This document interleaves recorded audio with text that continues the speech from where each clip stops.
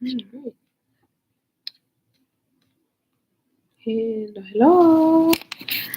Good morning, good afternoon. Um, how is everyone doing? This is Attorney Claudine Gasana. It's been a minute since I have been here live. I am here today to talk about the visa appointment backlogs.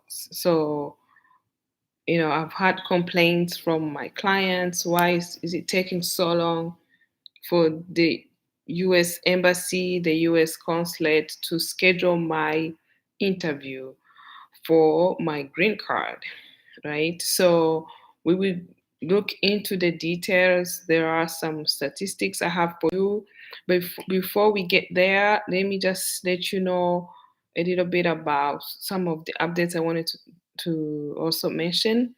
One of the updates is that USCIS has changed again for those who are appearing for an interview at USCIS asylum offices. They will have to take their own interpreters. So, as you may have known, during COVID and after COVID, a little bit, USCIS has tried to accommodate or to look for or to find in people to interpret to give interpretation for asylum interviews at USCIS offices. So for some languages, not all of languages, but a lot of languages. But since beginning, I think October, there will be no interview. I mean, you will have to take your own interpreter for your asylum interview.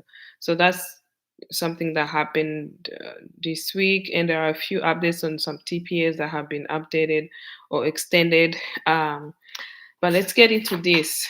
USCI, so as you know, when you have a case or you have a green card or immigrant visa application and you are abroad, the case is sent to the National Visa Center.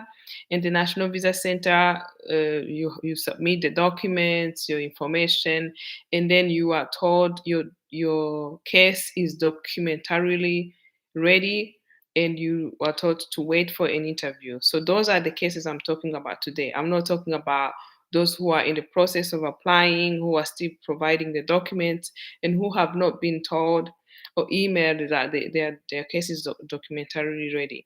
So for the cases that are documentary ready, there is a backlog. I get so many inquiries about this, telling me why is my case has been pending so long. It has been 5 months since I heard from the NVC. It has been 10 months. It has been a year. So, I was like, you know what, I will dig into it. And as I did, I found out that actually that the Department of State, which is in charge of visa appointments, which is, like the Department of State is the head, or is it the agency in charge of or scheduling and vetting and anybody who's coming to the US, including interviews. So as you may imagine, some people they sue the Department of State to ask, okay, why is it taking so long? But then, the Department of State has said, okay, we have backlogs, and usually those lawsuits don't really do anything because, if the Department of State shows because of different reasons why they are taking so long to issue an interview, then what is the court going to do? The court is not going to tell them to schedule an interview so you can go ahead of other people who have been waiting in a queue. So now one will wonder, why are there backlogs? So there are different factors involved into why these interviews are not being scheduled. Again, this is for the cases where you have provided all the documents, you have filed your forms and the documents, and you have been told or emailed that your case is documentarily ready for an interview scheduling. Okay, those are the cases I'm talking about. So now, according to the NVC visa backlog report, and I will put the links in the comment section so you can check. And I also put an article with details on my website. So you can today I don't have a good PowerPoint presentation for you. So according to the National Visa Center Immigrant Visa Backlog Report published in August 2023, there were 378,475 applicants who were documentarily ready for an interview, right? Out of those, 39,000, about 39,394 applicants were scheduled. So that means only briefly, a little bit over 10% were scheduled for an interview, which means 90% were still waiting to get a date for their interview.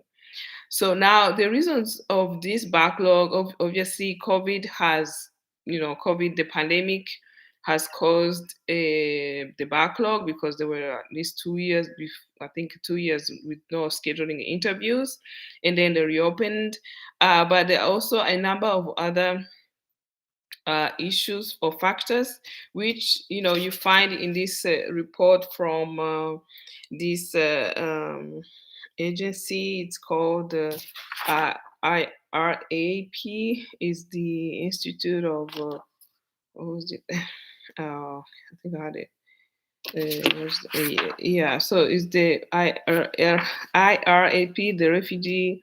It's a refugee rights agency, which says also, as like it's listing what are the embassies or consulates that have more backlogs.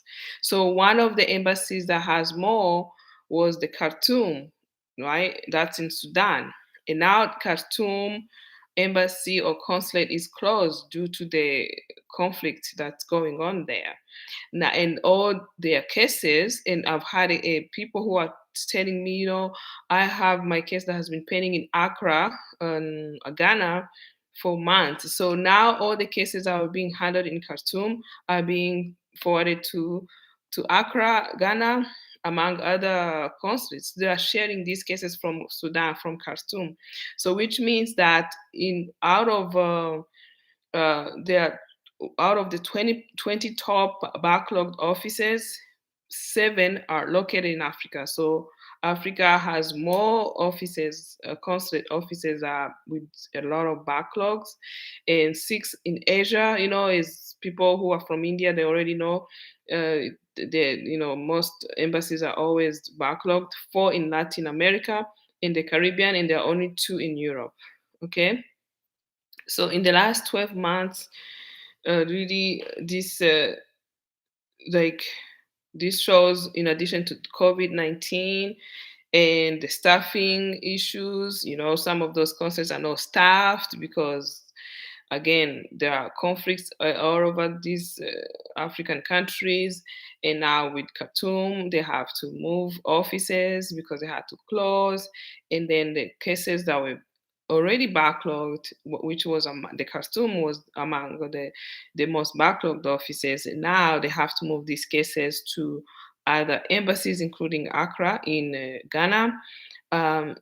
So which means that these backlogs is not just because the Department of State doesn't want you to have your interview date. It's because they are backlogged based on different factors. Again, 10 out of the 20 offices, most of them are in Africa. And I already mentioned you, Accra, Ghana, and I know Kampala and Nairobi. So I will send you a link. You can go and see the statistics of which embassies and when to expect from each U.S. consulate. When should you expect to hear from them once your case is documentarily ready for an interview scheduling? All right, so that's what I want to tell you today. Again, I mean, I didn't really want to spend another week without giving any updates, but this is very valuable. Know that if your case is pending, it's not your fault, and you are not alone, and it may take a while. And hopefully, as we get back to normal, and hope and they get they get settled with these issues of some of the embassies closing, and they are able to assign cases to different embassies. And as you know, also I think there are some other offices that were already closed. That's why you have so many backlogs in Africa, because there are so many U.S. embassies and the U.S. consulates that are already closed due to conflicts and everything that's going on here. All right, so today I'm gonna leave you with this. So don't forget to always comment and like and share and subscribe, and let me know what other subjects should I cover in the next live. All right. So you have a great weekend. Thank you. Bye.